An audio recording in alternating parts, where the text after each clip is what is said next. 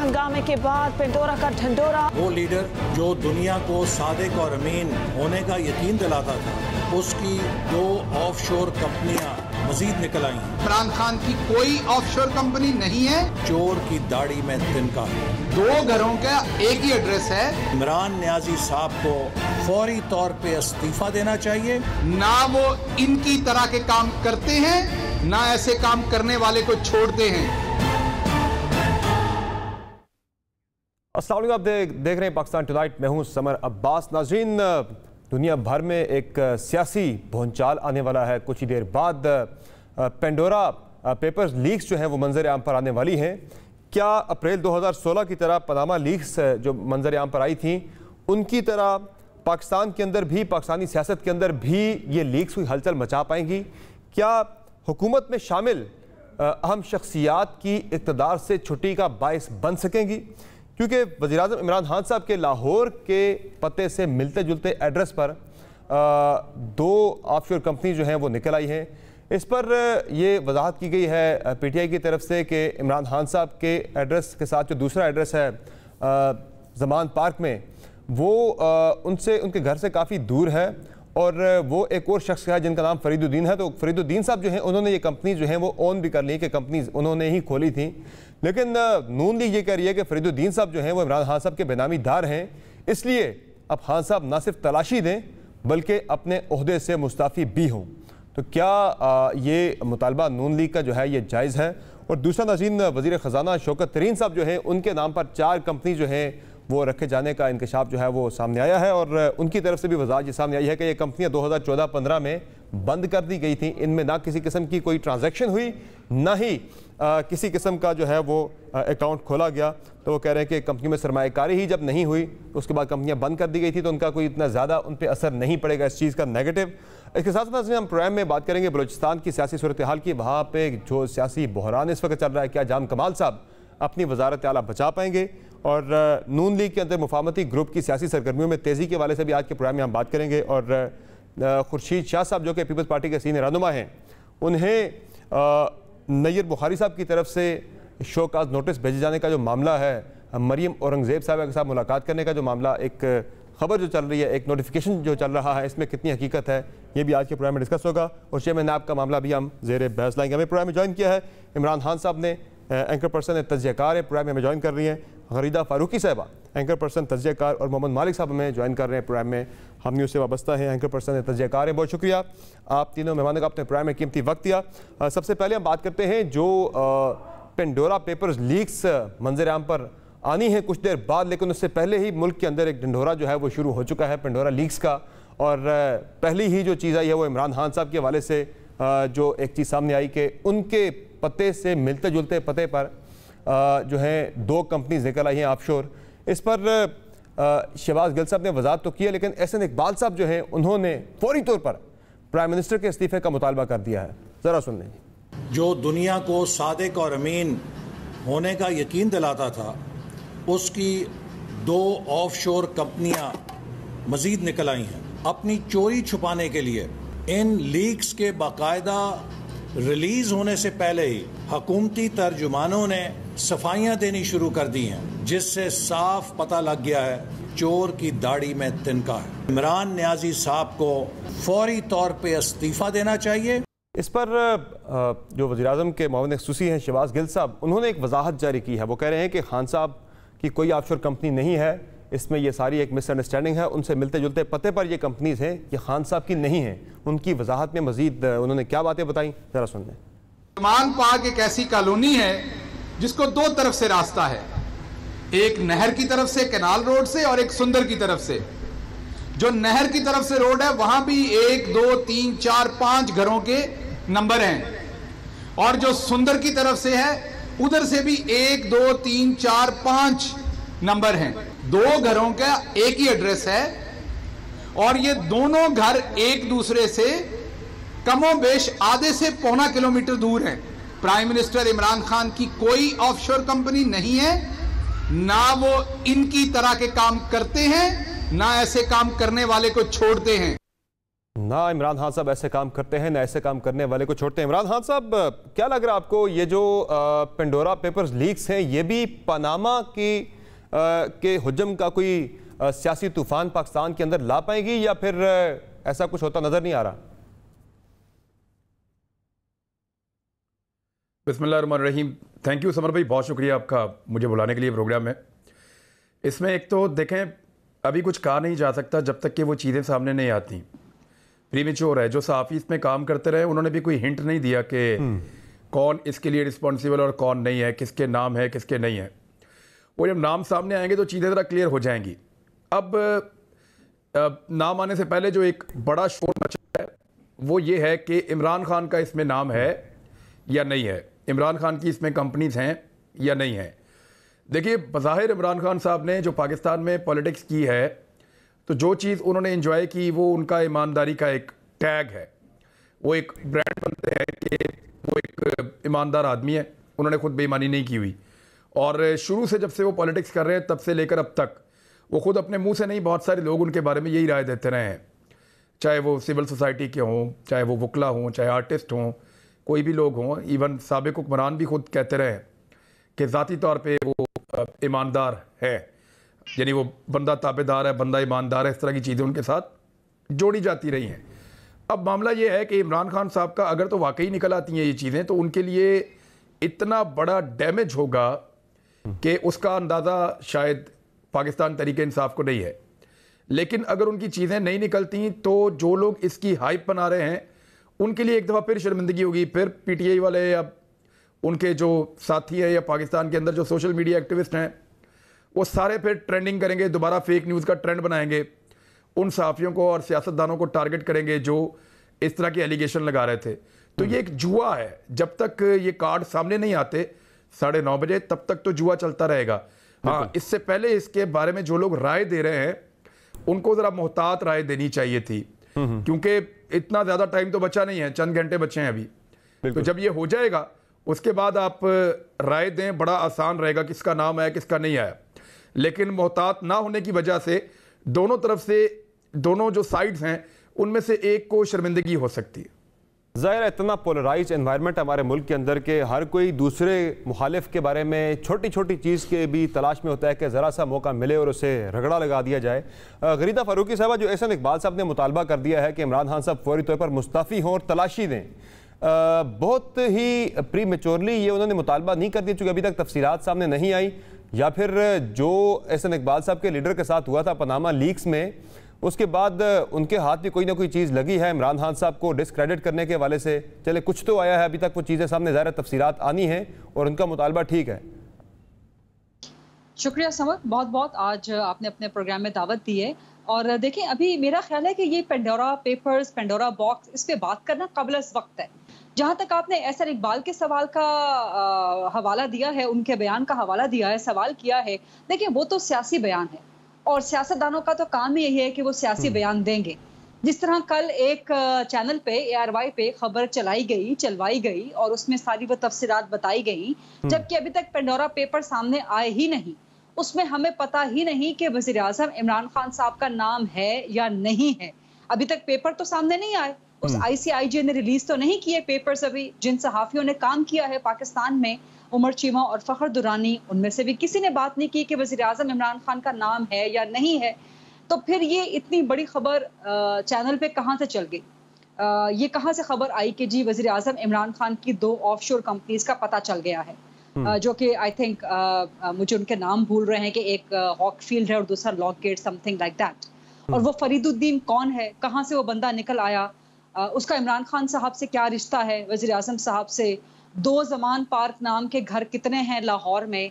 अच्छा, ये बड़ी इंटरेस्टिंग कहानी है, इसमें मैं जरा बाद में आती हूँ। लेकिन जो आपने एहसन इकबाल के बयान का हवाला देके सवाल किया है ना, तो मैं उसी का एक आपको बैकग्राउंडर बता रही हूँ सहाफ़ी होने के नाते, कि देखें दोनों साइड से, पाकिस्तान तहरीक इंसाफ के लोगों की तरफ से भी शहबाज गिल का बयान भी आपने सुनाया, ट्वीट्स भी आ रही हैं, फवाद चौधरी साहब ने भी बयान दे दिया, बाकी जो PTI के रहनुमा हैं वो भी इस बात को क्लियर कर रहे हैं कि जी इमरान खान साहब की तो कोई ऑफशोर कंपनी नहीं है, और जो घर उनका दिया जा रहा है हवाला, वो उस तरह के 2-3 घर इकट्ठे हैं। तो भाई किसने कहा, ये तो बताए ना, ये खबर आई कहाँ से? वज़ीर आज़म इमरान खान की ऑफशोर कंपनीज हैं, ये कहाँ से खबर आई है? कोई डॉक्यूमेंट्स तो सामने लेके आए ना इसके, या आप ऐसे ही मुल्क के वज़ीर आज़म पे इल्जाम लगा रहे हैं और खबरें उसकी चला रहे हैं? तो ये तो बड़ी गलत किस्म की सहाफत है फिर, और ये तो बड़े गलत किस्म के सियासी बयानात हैं कि आप अभी खबर सामने आई नहीं उसकी तरदीद कर रहे हैं। इसी तरह से ये भी बहुत गलत है कि अभी खबर सामने आई नहीं, इल्जाम लगा नहीं, इल्जाम साबित हुआ नहीं, और आप पहले ही मुल्क के वज़ीर आज़म से इस्तीफे का मुतालबा कर रहे हैं। इसीलिए मैंने कहा कि ये सिर्फ सियासी बयानात हैं, जो कि सियासतदानों का, सियासी जमातों का काम है। इनको उस वक्त तक संजीदा नहीं लेना चाहिए जब तक ये पेपर सामने नहीं आ जाते, जब तक कि खुल के सामने नहीं आ जाता कि वज़ीर आज़म इमरान खान का नाम है या नहीं है इन पेपर्स में, पेंडोरा पेपर्स में, किस हवाले से है, ऑफशोर कंपनीज उनके बाकायदा नाम पे हैं या नहीं हैं, कोई फ्रंटमैन है या नहीं है, फरीदुद्दीन का नाम है या नहीं है, ये सब बहुत अहम सवालात हैं। लेकिन जिस किस्म का एक सियासी माहौल डेवलप हो गया है जी हाँ, वो फरीदुद्दीन साहब जो है उनकी एक वजाहत आज सामने आई है, मैं ज़रा वो भी चाहता हूँ सुनवा दी जाए कि वो क्या बता रहे हैं कि कंपनीज के बारे में उनकी एक वजाहत आई थी सामने, वो मैं ज़रा सुना देता हूँ, ज़रा सुनाइए। Two Zaman Park canal bank है, मेरा सुंदरदार से इंटरेस्ट जब होती है तो वहाँ से स्टार्ट होता है, तो शुरू से ये टू ज़मान पार्क है सर। हमारी बरकी फैमिली है, उसमें हर किसी, क्योंकि हम एक दूसरे से शादियाँ, इंटरमैरिज शादियाँ होती है, तो हर कोई एक दूसरे का रिश्तेदार है। 2008 में मैंने वहाँ इमिग्रेशन एज ए इन्वेस्टर ली थी वहाँ, और मेरी बैकग्राउंड ये थी कि मैं ट्रेडिंग वगैरह, करेंसी ट्रेडिंग और स्टॉक्स वगैरह करता था, तो वहाँ उसके लिए मैंने खोली थी, क्योंकि मैं 2008 में मूव हो रहा था वहाँ, मैं 2015 तक वहाँ मेरी फैमिली में हम वहाँ मूव हो गए थे, तो ये मेरा ख्याल प्रॉब्ली 2013 या 14 में ये रिजॉल्व हो गई थी ये। अच्छा, एक तो फरीदुद्दीन साहब की वजाहत नाज़रीन आपने सुन लिया, वो कह रहे हैं कि बिल्कुल उन्होंने कंपनी वहाँ पे खोली थी और खान साहब के साथ उनका कोई खास गहरा ताल्लुक़ नहीं है। और दूसरी तरफ जो शौकत तरीन साहब के हवाले से आ रहा है कि उनके ख़ानदान की भी 4 ऑफशोर कंपनीज़ है, तो उनका भी जो मौक़िफ़ अब तक सामने आया वो ये कह रहे हैं कि कंपनीज़ खुली थी जो स्टेट बैंक की इजाज़त से सरमायाकारी करती थी, कंपनियों का कोई बैंक अकाउंट नहीं खुला, ना कोई ट्रांजैक्शन हुई। कहते हैं ख्याल बदल गया तो फिर कंपनियाँ 2014-15 के दरमियान बंद कर दी गई थी। वो कह रहे हैं जब अकाउंट ही नहीं खोला तो सरमायाकारी कैसे हो सकती है इन कंपनीज़ के अंदर, तो ये उनकी अब तक वजाहत सामने आ गई है। तो मालिक साहब, ये जो शौकत तरीन साहब ने हमें ज्वाइन कर लिया, ज़रा इस दौरान हम उनसे भी ज़रा उनकी मज़ीद उनकी राय ले लेते हैं। शौकत तरीन साहब, बहुत शुक्रिया आपने ज्वाइन किया प्रोग्राम में। ये जो आपके बारे में चीज़ें आ रही है कि 4 ऑफशोर कंपनीज़ आपके ख़ानदान के नाम पर थी, इनकी क्या हकीकत? आप कह रहे हैं ट्रांजैक्शन किसी किस्म की कोई नहीं हुई, तो फिर ये कंपनीज खुली क्यों थी, क्या इनका बैकग्राउंड था? देखें जी, सिल्क बैंक को कैपिटल की जरूरत थी, हमने जाके अपना ये तारिक बिन लादेन की कंपनी है, मिडल ईस्ट डेवलपर्स, उन्होंने कहा हम इंटरेस्टेड हैं आपके बैंक में पैसे डालने के लिए, तो हमने फिर उनको कहा स्टेट बैंक से अप्रूवल चाहिए होगी, स्टेट बैंक से इन प्रिंसिपल अप्रूवल मिली, उन्होंने कहा फिर हम जाके ये फंड रेजिंग करते हैं, तो उन्होंने ये 4 कंपनियां खोली, और उस वक्त इस स्टेज पे आके उनका इंटरेस्ट खत्म हो गया। जब उनका इंटरेस्ट खत्म हो गया तो ये कंपनियां जो हैं वो उसमें अकाउंट भी नहीं खुले थे, उनके मतलब बैंक के अकाउंट भी नहीं खुले थे, और ये कंपनी, इसमें कोई इन्वेस्टमेंट भी नहीं आई थी, और ये कंपनियां बंद हो गई। तो ये 2014 की बात है, और 14-15 में ये सारा कुछ बंद हो गया। तो अब ये पता नहीं इनको मिल गई होंगी इनका, और अब इनसे जरा पूछे ना, ये जो जिन्होंने निकाली हैं, कि क्या ये आपको इनके कोई बैंक अकाउंट्स नजर आए हैं, कोई ट्रांजैक्शन नजर आई हैं, या कंपनियां भी इस वक्त हैं या नहीं है। तो ये मैं आपको बताना चाहता हूं कि ये सारा कुछ जो है ये पूरा ये was in the knowledge, transaction in the knowledge of the state bank of Pakistan, जिनकी इन प्रिंसिपल अप्रूवल हमारे पास है। तो शौकत तरीन साहब, इमरान खान साहब का माजी में बड़ा क्लियर मौक़िफ़ रहा है ऑफशोर कंपनीज के हवाले से, पर्टिकुलरली जब पनामा पेपर्स लीक्स आई थी उस वक्त वो कहा करते थे कि टैक्स चोरी के लिए ये कंपनीज खोली जाती हैं और तो उनका मकसद कोई नहीं है। बाद में ये अलग बात उनकी अपनी भी निकल आई थी, तो खान साहब को भी आपने मुतमईन किया इस बारे में? उन्होंने आपसे कुछ पूछा इस बारे में? टैक्स तो चोरी वो करेगा जो बताएगा नहीं ना। तो जिसने अगर स्टेट बैंक से अप्रूवल लेके ये काम कर रहा है तो वो तो टैक्स चोरी ना हुई ना यार। और दूसरी जगह अगर बैंक अकाउंट ही नहीं खुले और उसमें पैसे ही नहीं आए और वो बंद हो गई, तो इसके बीच में टैक्स चोरी किधर से आ गई यार। और दूसरी चीज है कि आपको ये भी मालूम होना चाहिए कि मैं तो 2008 से जो भी मेरी बाहर इन्वेस्टमेंट है वो मेरे टैक्स रिटर्न में शो हो रही है। मेरे तो आई एम क्लीन पर्सन, तो मुझे तो उसमें कोई इशू नहीं है। तो आप ये इन्वेस्टिगेशन करना है, जिसने करना है वो कर लें, इससे ज्यादा करनी है तो कर लें। ठीक है। तो किसी भी किस्म का हिसाब किताब अगर आपसे होता है, वो जो नून लीग कहती है कि अब आप भी अपना हिसाब दें, एब्सोल्युटली मोर देन वेलकम। अच्छा सर, ये बताएं कि ज़ाहिर आपको खान साहब सेनेटर बनाना चाहते हैं, वज़ीर ख़जाना आपको रखने के लिए, उस चीज़ पे ये चीज़ असरअंदाज हो सकती है? आप तैयार हैं उसके लिए कि आने वाले दिनों में आप पे काफ़ी तनकीद आ सकती है, काफ़ी ज़्यादा प्रेशर आ सकता है बड़ा? क्यों अंदर असरअंदाज हो सकती है भाई? क्या मैंने गलत किया इसमें? क्या मैंने उसके बीच में से कोई पैसे बाहर छुपा के रखे हैं? क्या मैंने कोई बाहर अकाउंट्स खोले हुए हैं? तो मैं ये पैसे और जो हमने टैक्स रिटर्न में नहीं शो किए हुए, क्या चीज गलत की है यार?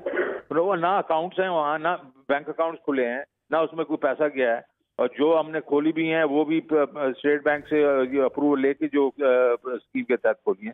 तो कौन सी ऐसी चीज गलत की? इसके ऊपर अगर किसी ने इसको इशू बनाने की कोशिश की तो I also reserve my legal rights. Sir, ये तारिक फवाद मलिक साहब से आपका कब से आपका ताल्लुक है, और उनसे आपके मजीद बिजनेसेस भी आपने किए, उनके साथ कोई पार्टनर वगैरह किया? He used to work for Tariq bin Laden. उससे पहले मैं उनको बिल्कुल नहीं जानता हूँ। उससे पहले आप उन्हें नहीं जानते? नहीं जी। तो इस इन्वेस्टमेंट के दौरान कैसे आपका उनसे रब्ता हुआ, किस तरह से हुआ? तलत घुमन साहब उनको जानते थे। तलत घुमन साहब जो हैं वो हमारे बैंक में एक वक्त में काम करते थे, ये यूनियन बैंक में, उसके थ्रू ये उनसे रब्ता हुआ। ठीक है, यानी आप क्लियर है कि आपके ऊपर किसी किस्म का कोई भी फॉल आउट इन लीक्स का नहीं आएगा, और किसी और का भी अगर आता है काबीना मेंबर का, तो क्या उसे अपनी वजाहत देनी चाहिए, या किसी का कोई निकल आता है कोई अपने असासे छुपाने का या टैक्स एवेजन का, उसे खिलाफ कार्रवाई कोई होनी चाहिए? बिल्कुल देनी चाहिए, जिस तरह मैं दे रहा हूँ यार। जी हाँ, अगर कुछ है नहीं लेकिन फिर भी मैं दे रहा हूँ, और देने की जरूरत भी है। बहुत शुक्रिया। इमरान खान साहब, आपने वजाहत सुन ली वज़ीर ख़जाना शौकत तरीन साहब की। वो बड़े क्लियर है, कह रहे हैं जी मेरे पे अगर कोई गलत चीज़ है तो मैं अपना हिसाब किताब देने के लिए तैयार हूँ, मैंने कुछ भी छुपाया नहीं, सब कुछ क्लियर था। तो ये तो अब तक जो दो नाम सामने आए हैं उनके वाले से तो काफ़ी सारी वजाहत सामने आ गई है, तो लगता नहीं कि कोई उस तरह का इम्पैक्ट आ पाए अभी तक की जो डिटेल सामने आई हैं। देखें, जब तक हो नहीं जाता तब तक हम कुछ कह नहीं सकते, खबर को आ लेने दें, फिर उसके बारे में फ़ैसला हो सकेगा। लेकिन एक दो सवालात हैं जो मेरे दिमाग में थे जब मैं सुन रहा था, तो एक दो चीज़ें तो मेरे दिमाग में आई। नवाज शरीफ साहब का भी यही कहना था कि वो तो एक अकामा था, मैं तो उसमें कभी तनख्वाह ली नहीं, कभी पैसे आए नहीं, और उसमें कोई ट्रांजैक्शनल रिकॉर्ड नहीं है, मैंने तो सिर्फ एक फ़ैक्ट छुपाया था। वज़ीर आज़म होने के नाते सिर्फ एक ऐसा फैक्ट छुपाया था जिसको कोई मैं बड़ी चीज़ समझता नहीं था। लेकिन बाद में उन्होंने साबित किया कि नहीं मियाँ साहब, आप झूठ बोल रहे हैं, आपको इससे माली फ़ायदे हुए हैं। जहाँ तक बात है शौकत तरीन साहब की, ये टेक्निकल चीज़ है, अगर अदालत में जाएगी तो पता चलेगा कि ऑफशोर कंपनीज़ को उन्होंने अगर स्टेट बैंक से परमिशन लिया था, तो अभी तक तो वो किसी ऐसे ओहदे के ऊपर इस वक्त यानी एक वज़ीर ख़जाना के तौर पे हैं वो, अब उनको यहाँ पे उनके ऊपर बाउंडिंग्स कितनी हैं, यानी वो कितने ज़्यादा बाउंड हैं अपनी चीज़ों को क्लियर रखने के हवाले से, और क्या वो क्लैरिटी जो उनकी जॉब का तकाजा है वो उन्होंने रखी है या नहीं रखी। ये सवालात तो आने वाले दिनों में उठाए जाएंगे। प्रीमेच्योर है, मैं इसीलिए आपको कह रहा हूँ, अभी तो उनकी तरफ से भी फैक्ट्स आने चाहिए, इनके चेक किए जाएंगे, इनके असासे, इनके रिकॉर्ड कि इन्होंने कौन सी चीज़ें आज तक बताई हैं, कौन सी चीज़ें नहीं बताई, जो नहीं बताई वो क्यों नहीं बताई, और ना बताने के कानूनी असरात क्या हो सकते हैं। दूसरा देखें, मियां नवाज शरीफ को, ये जो बात गरीदा फारूकी साहबा कर रही है इमरान खान साहब, ये जो बात गरीदा फारूकी साहबा कर रही है, ये जो बात गरीदा फारूकी साहबा कर रही है कि अभी तक खान साहब के हवाले से कोई चीज़ किसी ने रिवील नहीं की, कुछ अभी तक आया नहीं उनकी तरफ से, पहले ही एक पूरी वजाहत देना शुरू कर दी, वहाँ से उनकी तरफ से आना शुरू हो गई डिटेल्स के, ये देखें 2 घर हैं, कुछ ऐसा है नहीं है, अभी तक तो कुछ उनके बारे में चीज़ सामने आई नहीं है। तो ये जो प्रीएम्प्टिव एक जो मूव है पीटीआई की तरफ से, ये मुझे ये देख के याद आ गई वो जो रेहाम खान की एक बुक आनी थी, उससे पहले ही पूरा उस बुक का कच्चा चट्टा खोल दिया गया था, डिफेंस उसका आ गया था पूरा एक, वही स्ट्रेटजी यहाँ पे तो अडॉप्ट नहीं की जा रही कहीं। देखिए, उसमें यह है कि पाकिस्तान तरीके इंसाफ को ये इल्ज़ामात का सामना करना पड़ा मीडिया की तरफ से और अपोजिशन की तरफ से कि इमरान खान की ऑफशोर कंपनियां पकड़ी गई हैं, चोर की दाढ़ी में तिनका और इस तरह की चीज़ें।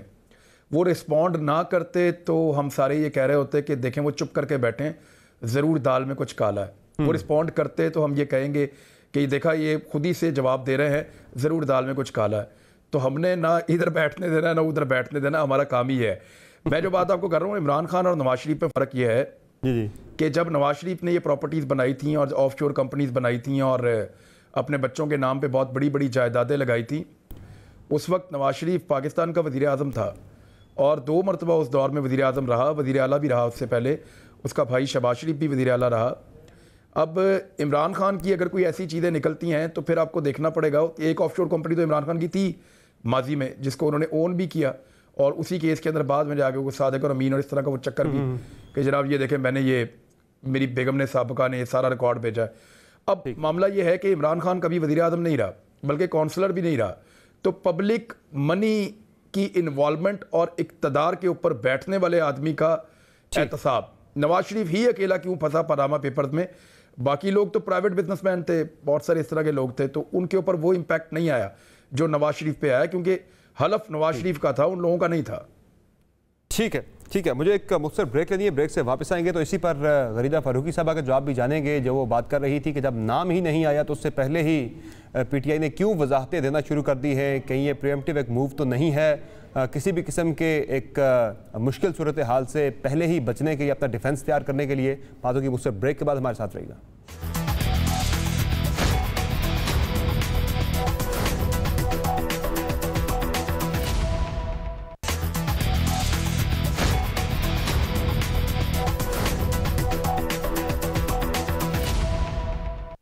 वेलकम बैक द शो नाज़रीन।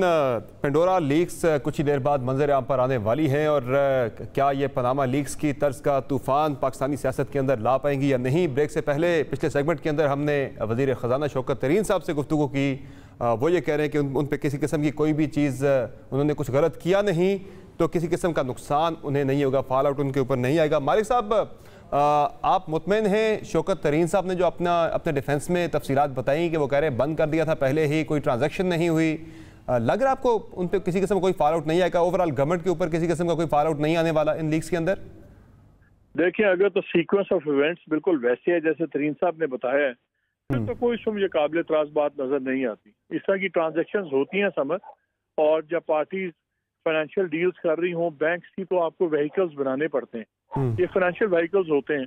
और बात ठीक है, अगर अकाउंट नहीं खुला, कोई ट्रांजैक्शन नहीं हुई, तो फिर उसमें बात कोई रह ही नहीं जाती करने वाली। जहाँ तक दूसरी बात है ज़मान पाक के एड्रेसेस का, उसका भी जो अभी तक एक वर्जन सामने आया है, वो वर्जन भी बड़ा सेटिस्फाइंग है कि ठीक है जी, दूसरा घर है, वो शख्स सामने भी आ गए हैं जिनके अकाउंट्स हैं, उन्होंने ओन अप भी कर लिए हैं। अब तो देखना यह है कि डिटेल में क्या है। जो सतही तौर पर सामने बातें दो आई, तो उन दो की तो बड़ी क्लैरिफिकेशंस आ गई हैं। तो अगर तो ये हकीकत ऐसी है जैसे सारे बता रहे हैं, फिर तो there is nothing more to it. यानी कि वो पनामा वाला हंगामा शायद ना बन पाए पाकिस्तान के अंदर, जिस तरह की अब तक डिटेल सामने आई हैं। देखिए, ये स्टोरीज दोनों भला कैसे निकली, मैं अभी सुन रहा था, मेरा ख्याल है आवाज से मुझे लगा था शायद गरीदा बोल रही है। जी बिल्कुल, गरीदा बोल रही है। हाँ, अगर ये स्टोरीज कैसे निकलती, उन्होंने कहा कि कैसे स्टोरी निकला। स्टोरी बड़ी सिंपल है। जब क्वेश्चनर गया है, और इसी तरह क्वेश्चनर दुबई गया, इसी तरह क्वेश्चनर दूसरों को गया, तो उनको तो पता लग गया था क्या स्टोरी आ रही है। आपको याद नहीं है जब क्वेश्चनर गया था पनामा का हुसैन नवाज वगैरह को, तो हुसैन नवाज ने प्री एम्प्ट करने की कोशिश की थी और 3 इंटरव्यू दाग दिए थे अचानक, जिसमें अल्हम्दुलिल्लाह बड़ा मशहूर हुआ था उनका कि अल्हम्दुलिल्लाह ये हमारे प्रॉपर्टीज हैं। तो जिनके बारे में खबर आ रही होती है उनको पहले पता लग जाता है, क्योंकि उनको क्वेश्चन गए होते हैं। इसलिए उसमें कैसी हैरानी की बात नहीं है कि जी बाकियों को कैसे पता चला जब अभी रिलीज नहीं हुई। रिलीज तो आपके में रिलीज आप आम आवाम के लिए अब हो रही है ना, तो that is not an issue. अब देखना ये होगा कि क्या होगा। इंटरेस्टिंग चीज ये होगी कि अगर कोई इसमें मवाद मिलता है, अगर इस क्वालिटी का भी नहीं होता, अगर हल्का फुल्का भी उंगलियां उठी गवर्नमेंट में मौजूद लोगों पे, तो पीटीएम को एक रैलिंग पॉइंट मिल जाएगा। अभी तक पीटीएम के पुराने सारे वो कारतूस चला चुके हैं। महंगाई पे वो आए नहीं, वो हुआ नहीं, करप्शन पे खुद उनकी कमरे दीवार के साथ लगी हुई है। बिल्कुल। तो सिर्फ देखना ये है कि क्या प्राइम मिनिस्टर का अगर नहीं भी है नाम किसी और चीज में, क्या उनके किसी और वजीर का नाम है, क्या उनकी पावर ब्रोकर्स का नाम है, और उस पे ऑपोजिशन क्या बना सकती है। ऑपोजिशन में से कोई एक बहाना चाहिए रैली करने का। सो आई थिंक वो सी सिग्निफिकेंस है। बाकी लेट्स सी, अभी घंटे तक 1-2 घंटे तक क्लियर हो जाएगी चीजें, क्या क्या तोप चलती है। बिल्कुल सही। तो गरीदा, फिर इसका मतलब है कि कोई ज़्यादा अब तक की जो चीज़ें सामने आई हैं, कोई ज़्यादा बड़ा हमें पाकिस्तानी सियासत में कोई हंगामा खड़ा होता नज़र नहीं आ रहा, जिस तरह पनामा आने से पहले ही एक हंगामा पाकिस्तानी सियासत में खड़ा हो गया था। अगर हम पनामा का कंपैरिजन करें उस वक्त की जो डिटेल सामने आई थी उसका पेंडोरा लीक्स के साथ, तो कैसे आप देख रही हैं, कितना फ़र्क आपको इनमें नज़र आ रहा है? और जो चीज़ें अभी तक इल्ज़ामात आए हैं उनमें भी चीज़ें बड़ी क्लियर होती नज़र आ रही हैं। देखिए समर साहब, 2-3 बातें मैं जरूर कहना चाहूंगी कि पनामा पेपर्स के दरमियान में इसी ICIJ की तरफ से एक पैराडाइज पेपर्स भी आए थे, आपको याद होगा। उसमें भी कहा गया था कि जी बड़े तहलका अंगेज और बड़े कोई तूफानी किस्म के इंकशाफात हैं, बड़ी बड़ी सियासी शख्सियात और बड़े बड़े कुछ मजीद ताकतवर शख्सियात, ताकत के मराकज जिनके हाथ में हैं और ब्यूरोक्रेट्स, लेकिन वो पैराडाइज पेपर जो है वो खोदा पहाड़ निकला चूहा की सूरत में कम से कम पाकिस्तान की हद तक साबित हुए। अच्छा, मजे की बात है कि वो भी कोई इतना ज्यादा इंपैक्ट क्रिएट नहीं कर सके थी पाकिस्तानी सियासत में। अच्छा, मजे की बात है कि ब्यूरोक्रेट्स हमेशा बच जाते हैं, चाहे वो पनामा पेपर्स में हो, चाहे वो पैराडाइज पेपर्स में हो, चाहे वो बहामास लीक्स में हो, चाहे वो अभी अगर पेंडोरा पेपर्स में, पेंडोरा लीक्स में है तो भी। मालिक साहब एक बात कर रहे थे और मैं उसी का हवाला देना चाह रही थी। मालिक साहब ने उसकी गुजारिश कर दी है कि जो आप सवाल करते ना समर साहब के ARY पर जो खबर चल गई या फिर जो जिस तरह से पाकिस्तान तहरीक इंसाफ पहले ही प्रीएम्प्ट करके अपने बयानात देना शुरू कर दिए हैं कि ये तो इमरान खान साहब की ऑफशोर है ही नहीं। अब या तो ये इधर हो सकता है या ये उधर हो सकता है, या तो ये आपके हक में टिल्ट कर सकता है या ये आपके खिलाफ जा सकता है, या तो आपको इसका फायदा हो सकता है या आपको नुकसान हो सकता है, या तो ये वही केस बन सकता है जिसका मालिक साहब ने भी हवाला दिया कि जी अल्हम्दुलिल्लाह ये तो हमारी हैं, पहले ही डिक्लेयर कर दिया। सो आपने भी पहले ही डिक्लेयर कर दिया कि इमरान खान साहब की नहीं है, कोई कंपनीज कोई ताल्लुक नहीं है, मकानात का एड्रेसेस अलग अलग हैं। या फिर ये वो वाला केस भी बन सकता है कि जी मेरी लंदन तो क्या पाकिस्तान में कोई प्रॉपर्टी नहीं है, तो ये इस तरह से भी बड़ा मशहूर हो सकता है एक दफा। तो अभी मेरा ख्याल है कि इंतजार कर लेना चाहिए 9:30 बजे कि जी क्या तफसीलात आती हैं। और वैसे गरीदा वो जो पहले बयानात आए थे प्रीएम्प्टिव करके, एक वो जो प्रीएम्प्टिव एक मेयर थी नून लीग की, पहले जो बयानात दे दी थे वो उन्हीं बयानात के अंदर फंस गई थी नून लीग जाके बाद में। तो यही मैं आपसे गुजारिश कर रही हूँ ना कि इस वक्त पाकिस्तान तहरीक इंसाफ जो वजाहती बयानात दे रही है, किस वजह पे दे रही है, बताएं तो सही ना कि कहां से खबर आई। मेरा तो कहने का सवाल उठाने का मकसद ये है कि जो एक बड़े चैनल पे खबर चल गई कि वजीर आजम इमरान खान की 2 ऑफशोर कंपनीज का इंकिशाफ हो गया, ये कहां से आई खबर भाई? इसके डॉक्यूमेंट्स कहां हैं, कोई सबूत कहां है जो कि आप कोर्ट ऑफ लॉ में जो है वो प्रोवाइड कर सकें? मालिक साहब बिल्कुल दुरुस्त कह रहे हैं कि जी क्वेश्चनर चला जाता है और जो क्वेश्चनर जाने की खबरें हमारे पास भी पहुंची हैं, हो सकता है पीपल्स पार्टी के बहुत से लोग भी पैराडाइज पेपर्स में मौजूद हों, नून लीग के भी बहुत से लोग पैराडाइज पेपर्स में मौजूद हों, पाकिस्तान तहरीक इंसाफ के भी कुछ बहुत से लोग, बड़े बड़े ब्यूरोक्रेट्स, कुछ मजीद ताकतवर लोग, तो क्वेश्चनर्स तो सबको गए हैं। फिर तो हर कोई अपनी अपनी खबर चलवा सकता है ना, या चलाने के लिए कह सकता है। बट द पॉइंट इज कि अगर क्वेश्चनर गया है, क्योंकि खबर चली है कि वजीर आजम इमरान खान की 2 ऑफशोर कंपनीज का इंकिशाफ हुआ है जिनका ताल्लुक वजीर आजम से नहीं है, तो क्या कोई क्वेश्चनर वजीर आजम साहब को गया है? ये खबर उस चैनल के पास कहां से आई है? और अगर वो वजीर आजम इमरान खान के पास क्वेश्चनर गया है तो वो किस तरह से लीक हुआ एक चैनल को? उस क्वेश्चनर की बुनियाद या उस खबर के चलाने के पीछे वो तो शौकत तरीन साहब वाला जो क्वेश्चनर है उसकी तफसीलात भी सामने आ गई है सारी। जी बिल्कुल सामने आ चुकी है, बट मेरा पॉइंट वही है। देखें, शौकत तरीन साहब और वजीर आजम इमरान खान में बहुत फर्क है। शौकत साहब वजीर आजम की काबीना का हिस्सा हैं, एक विफाकी वजीर हैं। वजीर आजम इमरान खान साहब हेड ऑफ द गवर्नमेंट हैं, चीफ एग्जीक्यूटिव हैं इस मुल्क के। तो जब तक आपके पास कोई ठोस सबूत ना आ जाएं, जब तक आपके पास उनके बारे में कोई ठोस इल्जामात या उस इल्जामात पर मबनी कोई सबूत, कोई डॉक्यूमेंट्स, तफसीलात ना आ जाएं, जब तक मेरा ख्याल है कि वजीर आजम साहब के नाम को इस तरह से उछालना नहीं चाहिए। तो मेरा ख्याल है कि पाकिस्तान तहरीक इंसाफ को भी इंतजार करना चाहिए था। कल रात ही, कल शाम को खबर बहुत फैली है, तो एक 24 घंटे अगर इंतजार कर लेते तो मेरा ख्याल है कोई बहुत बड़ा सियासी तूफान नहीं आना था। इमरान खान साहब, ये जो बड़ी लीक्स आती हैं, जिस तरह से पनामा लीक्स आई, उसका भी सबसे ज़्यादा हंगामा पाकिस्तान के अंदर देखा गया, वज़ीर आज़म को रुखसत होना पड़ा। इस मरतबा भी जब ये लीक्स अभी आनी हैं, सरसरी सी डिटेल सामने आई हैं, फिर से यहाँ पे वज़ीर आज़म के जाने का मुतालबा सामने आ गया है। हालांकि पनामा लीक्स के अंदर जो बाकी 300 से ज़्यादा लोगों के नाम थे, किसी एक के खिलाफ भी कार्रवाई उस तरह से नहीं हो सकी जिस तरह मियां नवाज शरीफ के खिलाफ हुई थी। ये क्या वजह है कि इस तरह की जो चीज़ें आती हैं पाकिस्तानी सियासत पे ज़्यादा आके असरअंदाज होती हैं, बाकी मुल्कों पे इतना ज़्यादा असर नहीं होता उसका, हालांकि बाकी दुनिया के लोगों की भी उसमें बड़ी बड़ी डिटेल सामने आई थी। हम क्यों ले लेते ज़्यादा इनका असर, या फिर ये एक बेहतर चीज़ है, बेहतर ट्रेंड है? आपके सामने जो हरकतें यहाँ पे हुई हैं कि आप किसी और दुनिया के वज़ीर आज़म की ये जुर्रत है कि वो अपनी पार्लियामेंट में जाके खड़ा होकर झूठ बोले। किसी और दुनिया के वज़ीर आज़म की बेटी की ये जुर्रत है कि वो जाली कतरी खत जो है वो ले जाके अदालत में जमा करवा दे। किसी और दुनिया के वज़ीर आज़म के बच्चों की ये जुर्रत है कि वो एक ऐसा पेपर जमा करवाए जिसके ऊपर लिखा हुआ फ़ॉन्ट उस दौर में ईजाद ही नहीं हुआ था। तो हंगामा तो मचना था।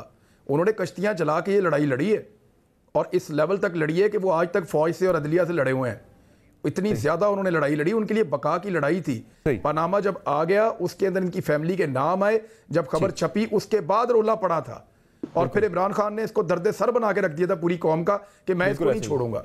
और जो बाकी लोगों के नाम आए थे वो लोग कभी पाकिस्तान के वज़ीर आज़म रहे, उनको कभी पाकिस्तानियों ने वोट डाले ना, वो कभी पाकिस्तान के वज़ीर आज़म रहे ना, उन्हें कभी पाकिस्तानियों ने वोट डाले। इन पे एतबार किया था, इनको वज़ीर आज़म बनाया था। इसलिए नहीं बनाया था कि ये 17 करोड़ वाली सड़क जो है उसको 27 करोड़ में बनाए पर किलोमीटर, इसलिए तो नहीं बनाया था। मुझे एक मुख्तसर ब्रेक ले दिए, ज़रा ब्रेक से वापस आएंगे तो ज़रा नून लीग के अंदर क्या चल रहा है इस पर भी बात होगी। और क्विकली ज़रा जाते जाते हम एक ब्रेक पे जाने से पहले कल से एक नोटिफिकेशन चल रहा है सोशल मीडिया पे, ज़ेर गर्दिश है, कई अखबारात की ज़हनत भी वो बना है कि नैयर बुखारी साहब ने बतौर सेक्रेटरी जनरल पीपल्स पार्टी खुर्शीद शाह साहब को एक शो का नोटिस जारी किया है, जो उन्होंने मरीम औरंगज़ेब साहबा से मुलाकात की। ये पार्टी डिसिप्लिन की खिलाफ वर्जी थी इस पर। तो ये जो नोटिफिकेशन आप देख रहे हैं स्क्रीन पर, इस पर नीचे सिग्नेचर्स भी हैं नैयर बुखारी साहब के। तो आज मेरी बात हुई नैयर बुखारी साहब से, ये क्या मामला है? तो उन्होंने कहा कि ना ये नोटिफिकेशन, ना ये शोकाज मैंने जारी किया है और ना ही ये सिग्नेचर्स मेरे हैं, ये किसी ने जाली शोकाज नोटिस जो है वो जारी कर दिया है।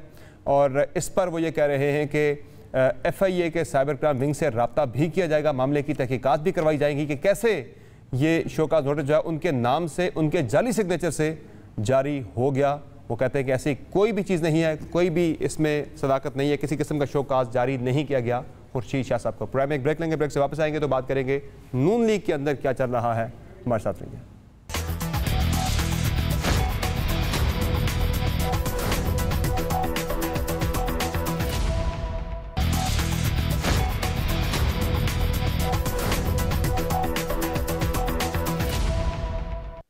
वेलकम बैक दोस्तों। नाज़रीन, मुस्लिम लीग नून के अंदर मुफाहमती और मुज़ाहमती जो दो ग्रुप्स हैं वो बड़े खुल के आमने सामने आ गए हैं। आज हमजा शहबाज साहब के जनूबी पंजाब के दौरे के मौका पर वहाँ पे कारकुनान आपस में एक दूसरे से उनकी हाथापाई भी हुई। इस वक्त जो मुफाहमती ग्रुप है वो काफ़ी ज़्यादा मुतहरक नज़र आ रहा है, काफ़ी दौरों पर निकले। हमजा शहबाज साहब भी एक्टिव थे, लेकिन इंजरी की वजह से ज़रा आजकल वो रेस्ट पर है। फरीदा फारूकी साहबा, क्या लग रहा है आपको, नून लीग में कौन प्रिवेल कर जाएगा, मुज़ाहमती ग्रुप या मुफाहमती ग्रुप? देखिए, अभी चंद दिन पहले जो नवाज शरीफ साहब ने एक बयान दिया है वो बड़ा इंपॉर्टेंट बयान था उनका, और उसमें नून लीग का बयानिया आगे क्या चलना है और नून लीग की हिकमत अमली आगे क्या चलनी है उसकी बड़ी वाजे ढके छुपे अल्फाज में बड़ी वाजे जो है नजर आ गई थी। उसमें नवाज शरीफ साहब ने कहा कि जी हमें वोट की इज्जत चाहिए, हमें सिविलियन बालादस्ती चाहिए, वो जो भी उनके मुतालबात हैं, so on and so fourth.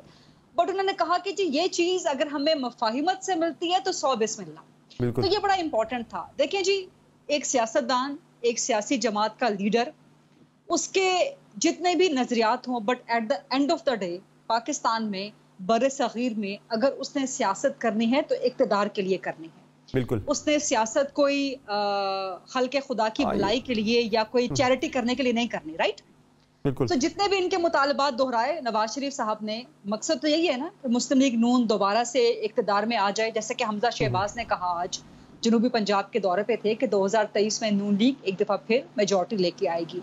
लेती है या नहीं, कितनी लेती है, पंजाब से कितनी सीटें, ये तो बाद में पता चलेगा।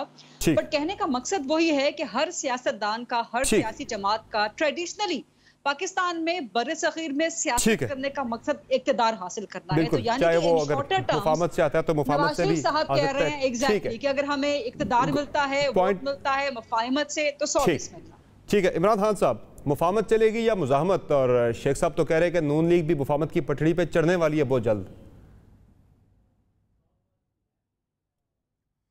कुछ भी करो, मुझे इक़्तिदार दो, बस मुझे कुर्सी पे बैठाओ, मैंने कुर्सी पे बैठना है, मुझे निकाले कोई ना।